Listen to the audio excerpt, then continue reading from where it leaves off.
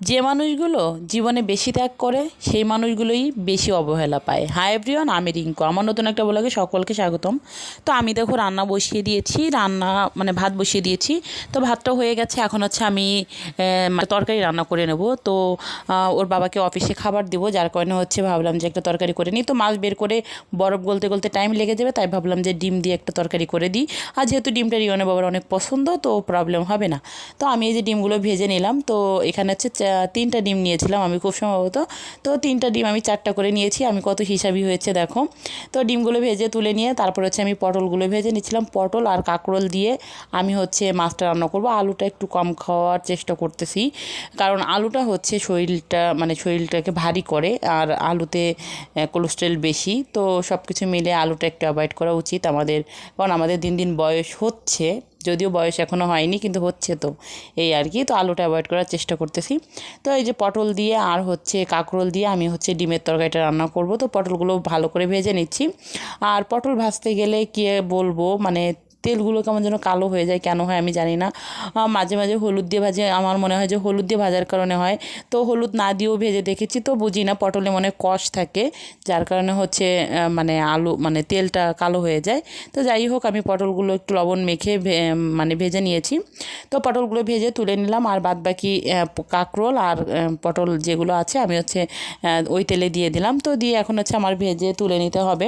তো দেখা যায় এইভাবে ভেজে তুলে রান্না করলে কিন্তু তরকারি টেস্ট অনেক ভালো হয়। আর আমরা যেহেতু সব সবজি ভেজে খাই, তো যার কারণে ভেজেই রান্না করি। তো সব সবজি ভাজা শেষ, এখন হচ্ছে ওই তেলেই আমি একটু জিরে ফোড়ন দিয়ে দেবো, তারপরে হচ্ছে পেঁয়াজ দিয়ে দেবো। তো তেলটা একটু কালো হয়ে গেছে, কিছু করার নেই। তো পেঁয়াজটা দিয়ে ভালো করে ভেজে নিয়েছি, একটু জলও দিয়ে দিয়েছি, তারপরে বাটা মশলাগুলো দিয়ে দিলাম।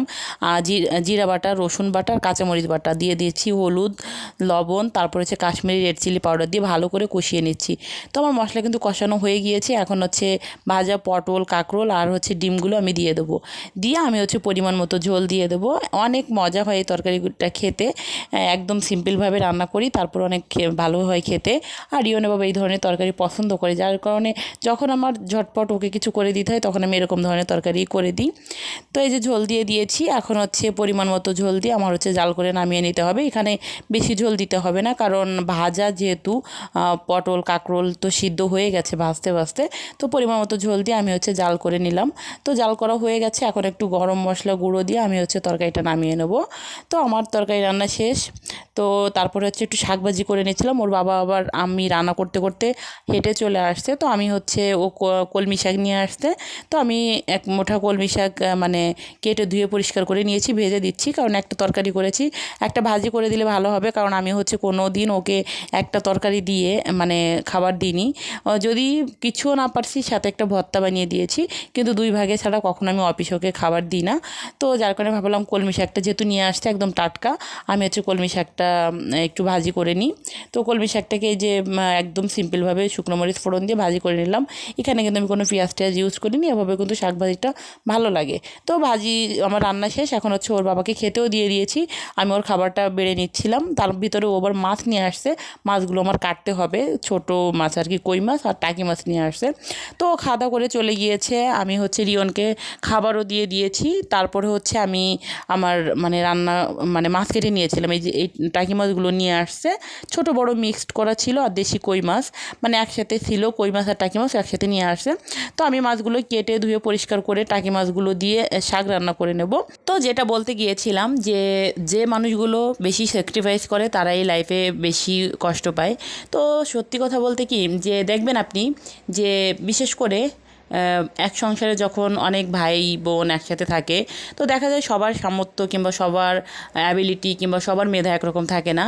তো যে ভাই কিংবা যে বোনটা সংসারের জন্য সব কিছু করে, সংসারটাকে দাঁড় করায়, তো একটা পর্যায়ে দেখা যায় সেই ভাইয়ের কিংবা বোনেরই একটা থাকার জায়গা থাকে না। এটা কিন্তু বরাবর হয়ে থাকে, আমরা প্রতিটা ক্ষেত্রেই দেখি। এমন না যে সংসারে বড় ছেলেই দায়িত্ব পালন করছে, বড় ছেলেই ঠকেছে, এরকম কোনো কথা না। কিংবা ছোটো ছেলে দায়িত্ব পালন করেছে, ছোটো ছেলে ঠকেছে, এরকম কোনো বিষয় না।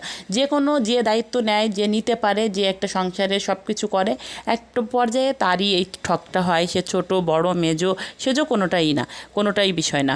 তারপর আরেকটা জিনিস হচ্ছে, যে মেয়েটা দেখবেন যে শ্বশুর বাড়ি এসে বেশি ত্যাগ করেছে সেই মেয়েটাই লাস্টে বেশি অপবাদ পায়। এটা কিন্তু প্রতিটা ক্ষেত্রেই হয়ে থাকে। তো আপনি পাড়া প্রতিবেশী ক্ষেত্রে দেখবেন যার আপনি বেশি উপকার করবেন সেই বরঞ্চ আপনার বদনাম করবে। তো এটা হচ্ছে বিষয় যে আমি বরাবরই দেখেছি যারা বেশি ত্যাগ করে তারাই লাইফে বেশি ঠকে।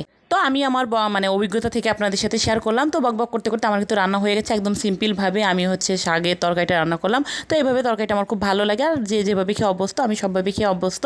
তো আজকের ভিডিওটা এই পর্যন্ত। যদি কিছু ভালো লাগে লাইক করেন, কমেন্ট করেন, আর প্লিজ ভিডিওটা শেয়ার করে পাশে থাকেন। ফেসবুক থেকে দেখলে ফলো দিবেন, ইউটিউব থেকে দেখলে সাবস্ক্রাইব করে দেবেন।